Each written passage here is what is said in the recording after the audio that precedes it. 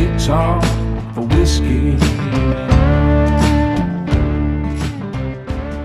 Ed McKendry with the lead-off track from his new solo album, Blue Steps. And Ed was a guitarist in the Ed Products corporate band The Difference, the award-winning band, but that band folded quite a number of years back, and Ed has recorded this solo album during the pandemic, and I'm happy to have Ed and his co-producer Phil Joly in the studio with me. Welcome, Ed. Welcome, Phil. Hello, Bill. Thank you for having us. My pleasure, and really nice to hear your album and beautiful guitar work on that track. Thank you. Yes, it's the album's been a project that I long wanted to do, and really excited to be able to share it with everybody. And thank you to Wdiy for giving us a wonderful channel into the community to share it. A lot of stories to tell about it, and really anxious to chat with you about it. Okay, tell us, there's a little story behind that track, I believe. Yeah, the first track you just heard, Guitar for Whiskey, that title came from a story that I heard on NPR that I believe you can find it on their website.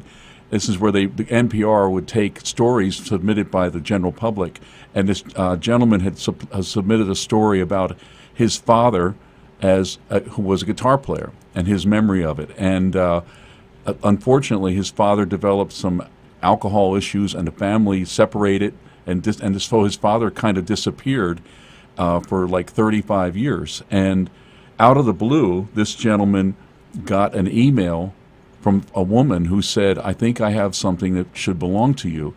And they followed up together, and it turns out the story was that the woman had come across this gentleman's father, in a grocery store, butcher shop, where she went in to shop, and she heard a man playing the guitar in the back room. And when he came out, she said, "Wow, that was really very good guitar playing." And unfortunately, the guy was kind of strung out, and he said, "I'm all out of whiskey. I'll give you that guitar for whiskey." And she went next door, got a bottle of whiskey, gave it to the guy, and he gave her the guitar. And for 35 years, she had the guitar where two of her sons learned to play on it. And after her sons were grown and gone, she felt she wanted to reconnect with the young boy whose father's guitar she now had. And here the boy now was a guy, and an adult, full adult. And she contacted him and said, "This is your father's guitar, and I think you should have it." And it was quite a story to me. But the whole idea of this poor soul being so desperate that he would give up his loved guitar for alcohol, it just struck me, and I wrote the song from that spirit. And only a quarter bottle of whiskey as well, I think. Yeah, I hope it was good whiskey. What a shame, right? But, hey, nothing could be as good as a good guitar, right? That's right. I can't imagine giving up my guitar. That's a great story. And so that was behind that song. All of these songs are your own compositions, right? Correct. Yeah, I wrote them all, and the process really was, I wrote them, I produced them, I recorded them all in my quote studio, which is really my cellar of my home. I played all the instruments, and through Phil Joly here, we can tell you a story about Phil and I, but eventually what happened was I recorded it and then turned over digital files to Phil, and he did the final mixes and everything for it. And Phil is the renowned recording engineer and ex-chief engineer at the celebrated Electric Lady Studios in New York City, who has recorded all manner of different artists, and Grammy winner for his engineering. Actually, just remind us, Phil, what did you win the Grammys for? With an artist named Residente. It was a self-titled album, his first self-titled album, and I was lucky to be a part of the engineering team on that. And you got, what's it, urban soul and... Best alternative urban, yep. Yeah, okay. Yes. And you had another, do you have a Latin Grammy too? Yes, same artist, same record. Same artist, right, okay. Yep. Hey, congratulations on that, and glad you're back here working in the Lehigh Valley now. Thank you. Tell us the connection and how you got involved here and your part. Yeah, thanks for having us. Ed and I have known each other for a long time, and this record is, part of a long, ongoing musical conversation that spans generations, really. I grew up playing music with Ed's son, Chris McKendry, who was the drummer in our band growing up, And, after going away to New York and engineering and producing there for about 10 years, I've returned to the Lehigh Valley. We just bought a home here in Allentown. And I'm setting up shop with a new studio here. So I'll be working locally. I'll be mixing and producing out of my home studio, soon to be completed. And that's where we mix this. So when Ed was completed with all the recording, and production, he turned over files and I mixed at my place. And due to COVID, we did a lot of this remotely. So it was a lot of, phone conversations discussing, what we should change and what might be better. We didn't want to be in the room together. Right. Well, hey, it was like that during the pandemic. There was so much stuff. It was, and the innovation of the recordings made remotely. And I've been playing a few of them. That Southern Culture on the Skids I played, they were all at home submitting their parts and mixing it all together. It's a whole different world, but we make it happen. The creative process requires you to keep on going, and you find a way to work around it. You really do. And that's right.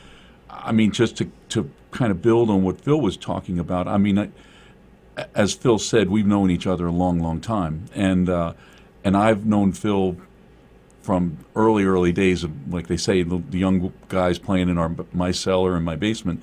But when Phil really went into professional work, I could hear the quality of his work. And a lot of the different bands and stuff that he works with, I heard the sound of his mixes, and I thought, it would be such an honor to be able to record my stuff and give it to Phil to mix it. So this Blue Steps album is the culmination of that dream for me. It really is. It's a full circle experience for sure. It really is. Okay, and look, I think we need to listen to another track from it.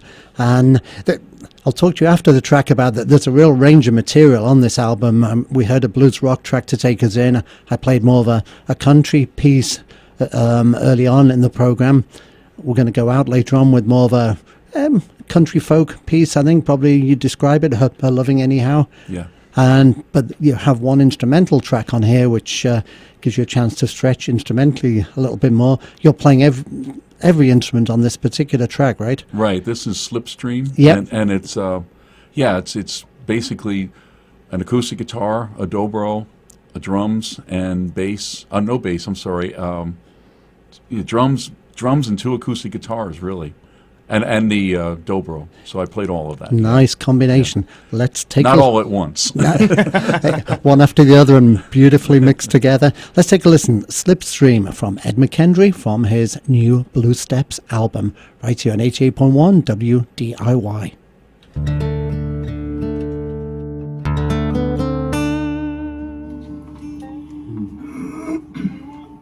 That little bit reminds me of Richard Thompson, that little bit. Yeah. Ed is a masterful player. Have you ever seen him play live? Yes. Oh, yeah. And not for a long time, but with a difference. Yeah, but it's very different. Yep. I'm not sure I saw you play acoustic. Maybe I saw you playing some acoustic rhythm. I play a lot of acoustic. Yeah. He's got kind of a signature acoustic sound, I would say. And I think the album is a result of this range of influences I've grown up with, bluesy, folky, all that. So, to be honest, this is my favorite track on the album. Yep, me too. Yeah, you too, right? Yeah. When he heard this, it was interesting because Phil said, "Send me everything you're thinking about using." So I do this. I'm listening to you, but I need to enter stuff in as we go. Go right ahead. So I sent him this one, and I sent him a pile, probably 3 or 4 or 5 different cuts of tracks of songs. And Phil got back to me and he said, "What the hell is this Slipstream? Why didn't you mention that? I really like that." And so it kind of stuck out to him. Yeah. So you should do more solo ones. Yeah. There you go. Yeah. There's a nice organic, clean feel to it. Yeah. But it's propulsive. Yeah. Yeah. This one's actually Ed's mixed too. Yeah. Yeah, I did this mix. He did? Yeah, this one's Ed. I said, "What do you want to do?" He said, I "I don't want to do anything with it." I know. Yeah. Yeah. It's a beautiful It was job. done. Yeah. We heard it, and he was like, "What should we do?" I said, "It's done. You don't need to do anything with it." Yeah, it just hangs in the air beautifully. Yeah. It's like a Lost Allman Brothers Yeah. track or something. It's a little bit like Little Martha. I shouldn't make the comparison on there, but Interesting to see you had guests on pedal steel on a couple of tracks. You don't play pedal steel? No. We actually found that Phil knew one of them, one of the guys, and the other guy I found online. all kinds of websites Yep. for musicians. Okay, stand by. Go ahead.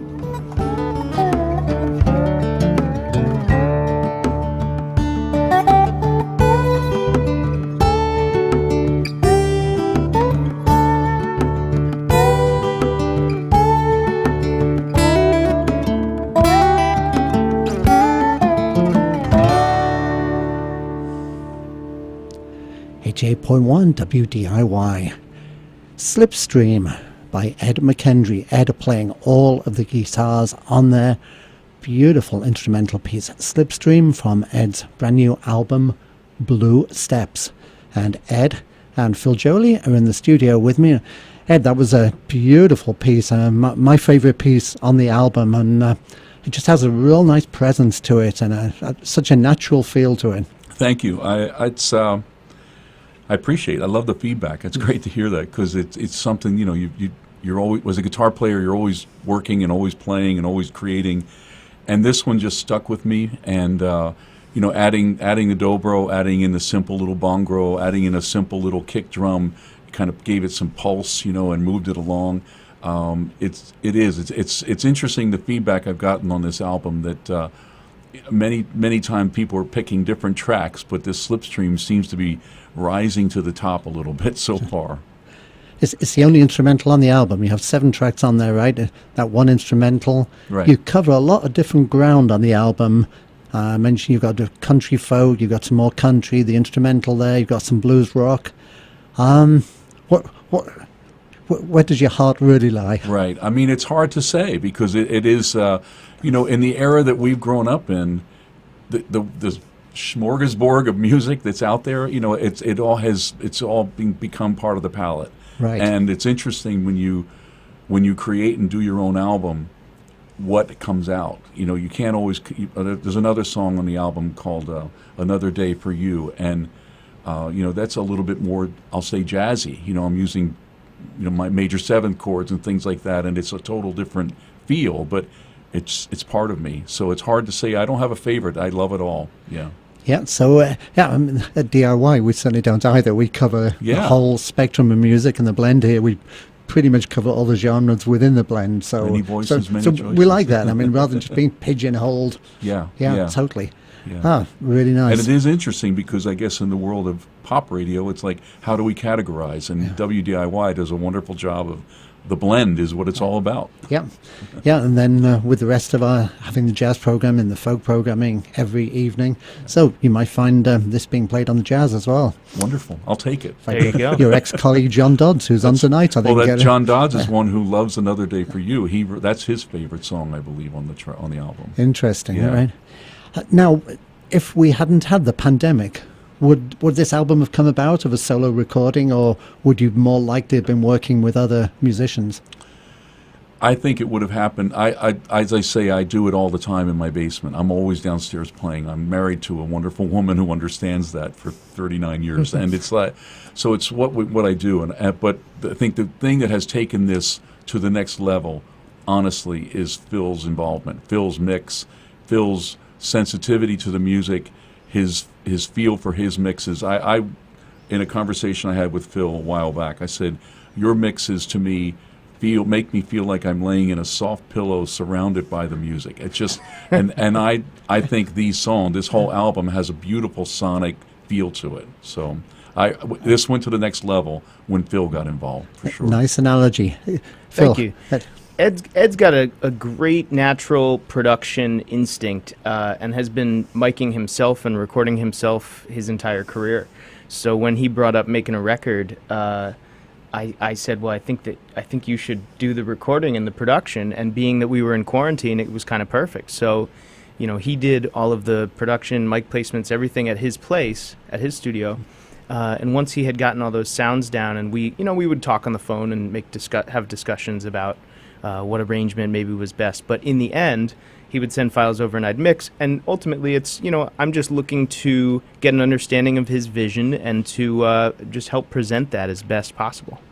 Well, it certainly came over extremely well. And what you can do remotely, it's been quite amazing how that's evolved over the year, over this last year, and what people can do now. And that's actually probably helped a lot of people who didn't have those skills before. It's really driven them to put those skills together and opened up all these different possibilities of people recording albums together when they're on different continents and maybe never even met, but they're making true. music together. So true. That's a great point. Yeah.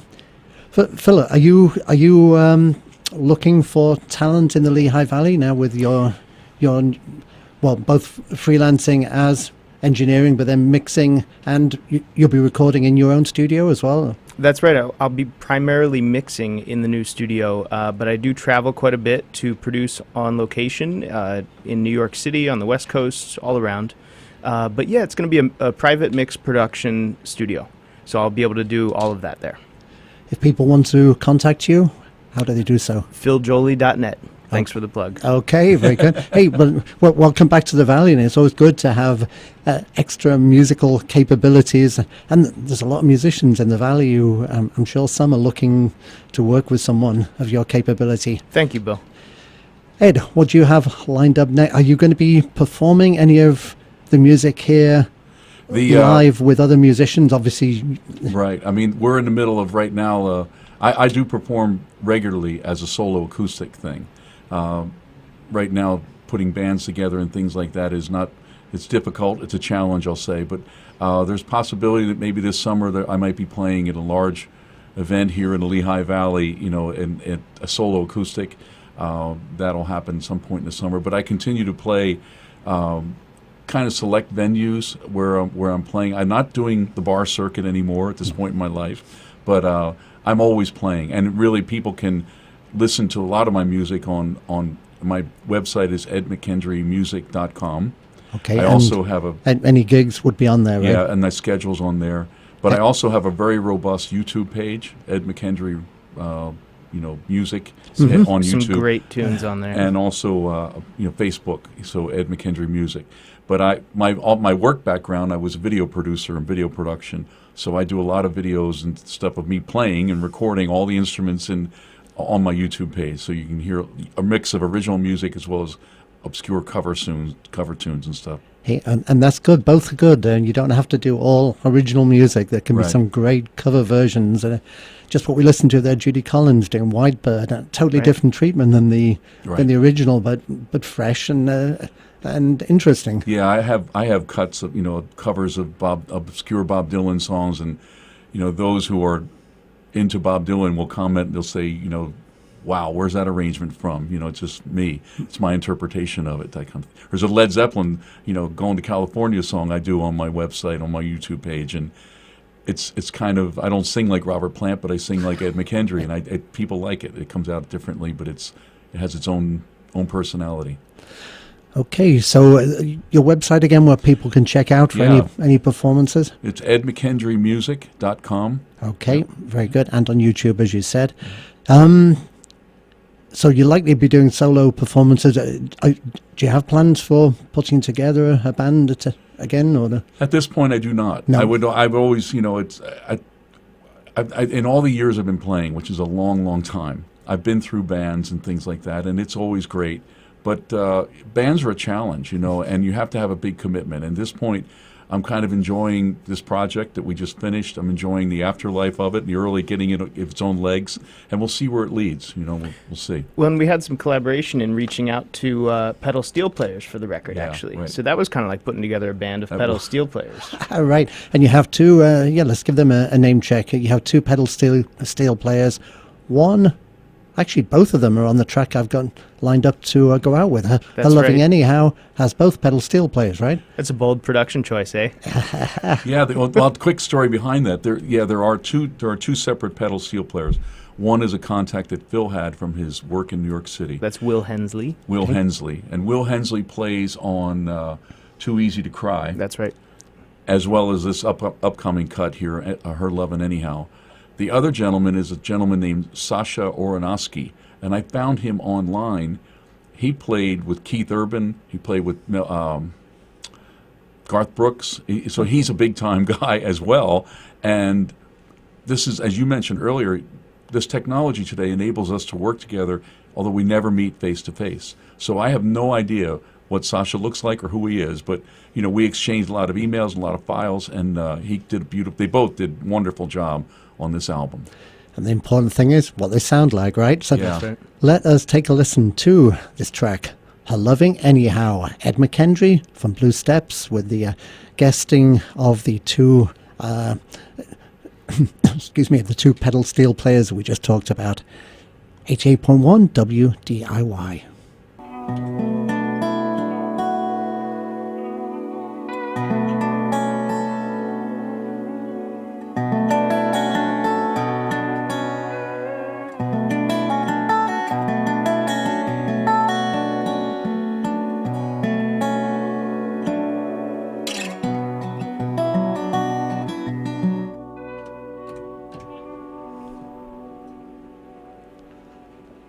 H8.1 WDIY. Ed McKendry with another track from his Blue Steps album. The piece we listened to there, Her Loving Anyhow. Almost got the tracks mixed up there. It's easy because it doesn't make sense, Her Loving Anyhow, but that's how it came out. Good enough indeed. Yeah, nice track, nice with the both of the pedal steels on there as well. Yeah. Your dobro was in there as well. Yeah. Yes. Yeah. That was Phil's suggestion. We had two separate steel players play on the song to see which one we could get better. And Phil said, no, they're both good. Let's use them both. And he spread them out. You know, you're listening on headphones left and right ear, and a beautiful effect. Okay, really nice. I'm sorry our time is run out, so thank you for coming down here and sharing your new album and sharing the background behind it and sharing each of your personal backgrounds a little bit. It was a real pleasure. Phil, thank you so much, and thank you to WDIY. Thank you. This was a blast.